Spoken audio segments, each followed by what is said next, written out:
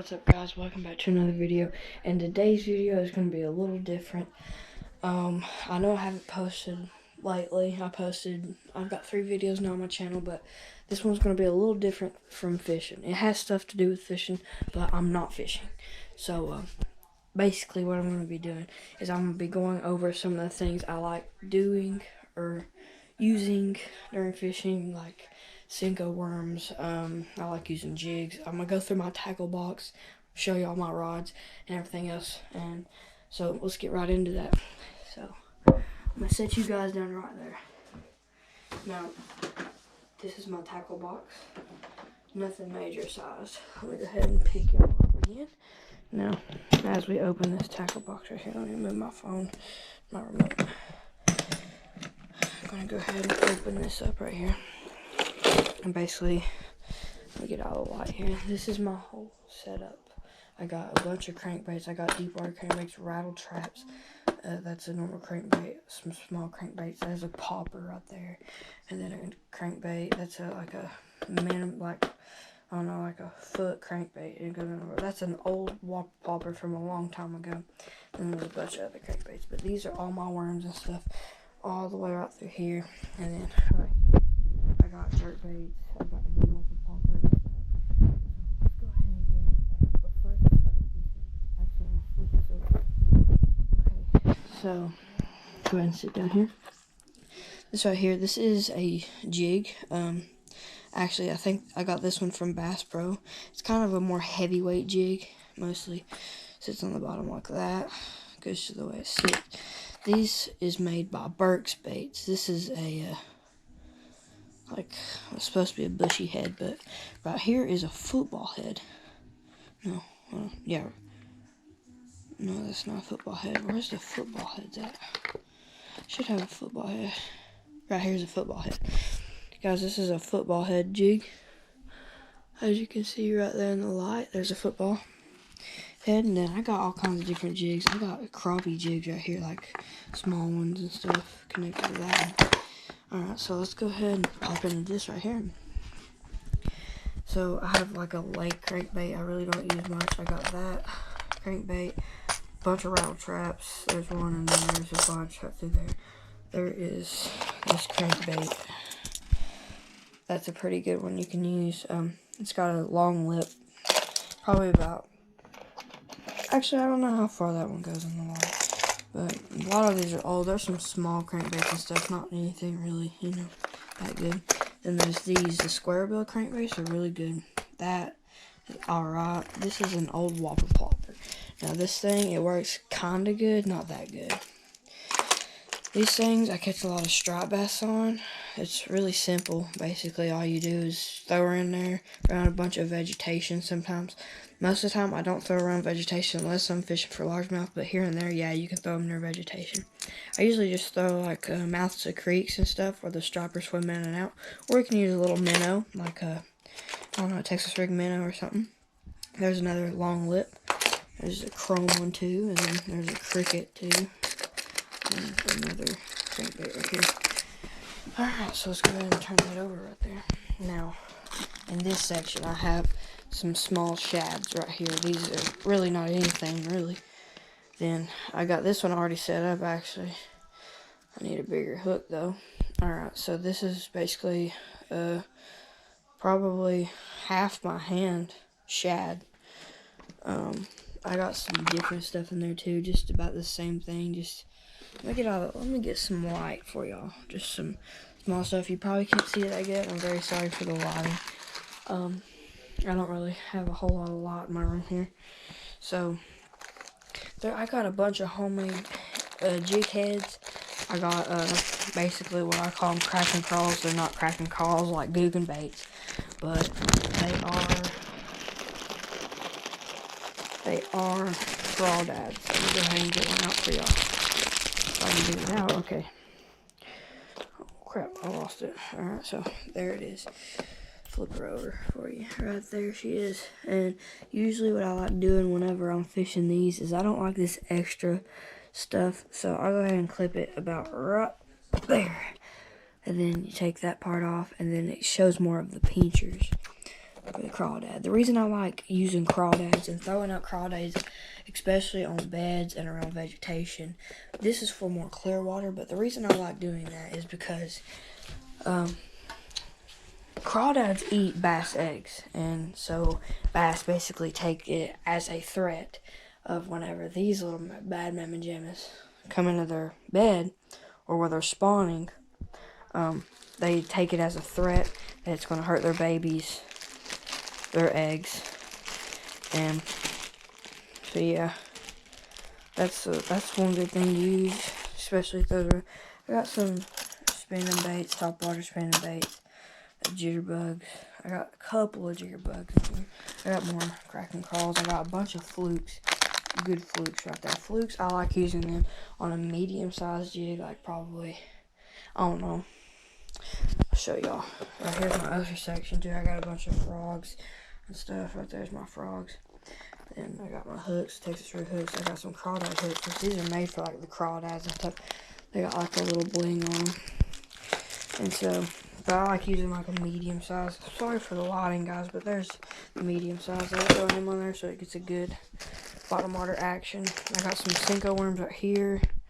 They're really good to use if you're throwing around vegetation. A lot of times it's mainly what you need to use when you're throwing around vegetation. And so I got these. These are actually dyed. And then there's some small, you could say cracking crawls. Not actually, but you could say it. Here is one of a really good topwater baits. It's a jerk bait, but it's topwater. It's really nice. It's got the shiny stuff. I got this one a long time ago. It's basically the same thing. It's different. This one has some fur on it right there. It's the same thing as the shiny one up there. Then I got some sweet poppers. I got some chrome poppers. They're really nice to use, especially just throwing into the middle there. Then of course I got the whopper plopper. Whopper plopper is almost my favorite thing to use. I would throw it near banks. You don't always have to throw near vegetation, but just throw it near the banks, and you should be good. Should get a quick hit here and there. Okay, and then my favorite bait out of all of these is this. Has some leaf on there, but it's like a jerk bait, but it's like a square build. So it like does this in the water, or you could jerk it. It's really sweet, other than like any other I have. It's my favorite right there, and it has a good color. And then I got some different jerk baits. Really nothing to those, y'all. I'm sure most of y'all bass fishers know what they are. So yeah, and I got these little spoons here too. They're really nice. Stroppers, striped bass, white bass, we'll hit those like crazy. There's some more flukes, some different Senko ones. I don't really use those much. Alright, well, let's go ahead and get up to the rods and the reels, and we'll see what we got going there. Okay.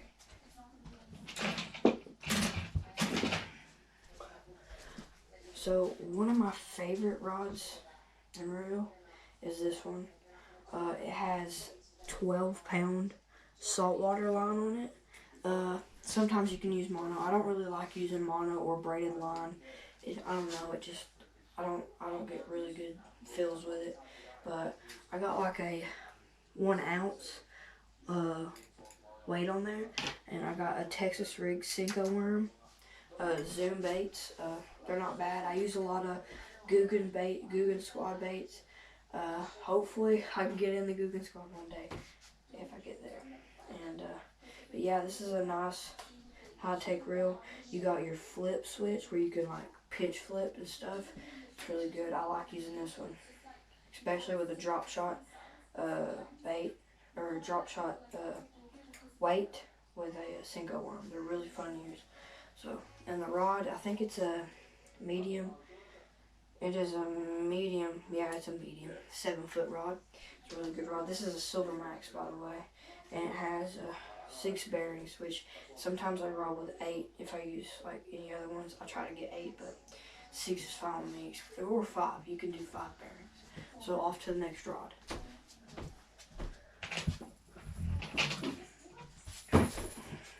Okay, so this rod is a little different. This rod is a 7-foot too. But it's also a medium, just a normal medium.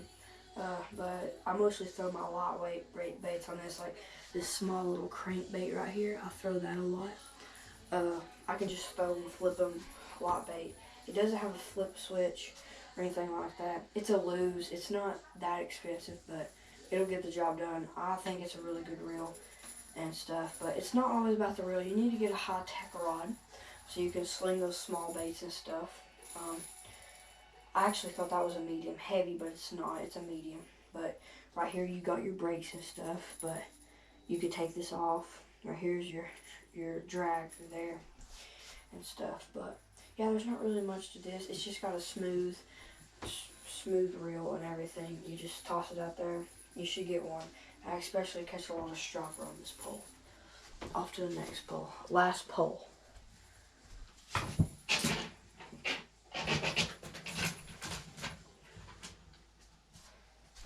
Alright guys, so this last pole, it also has not mono, not braided line, but it has some more salt water, just 6 pound test, not 12.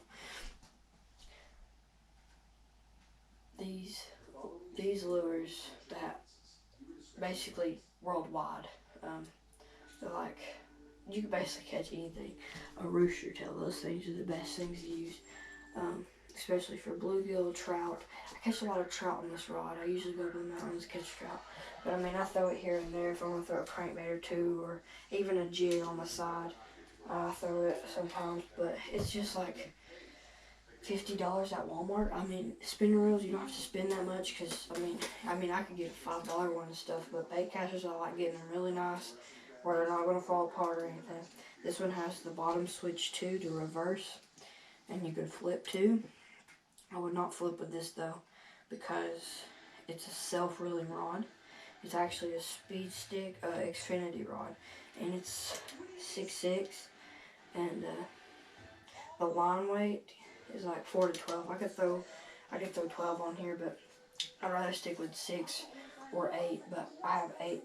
Did I say 6? I think this has 8 on it. It might be 6. I don't know. But yeah, this is a pretty good rod. Remember, you don't have to buy expensive rods. Just, you know. But bait casters, hold up, guys.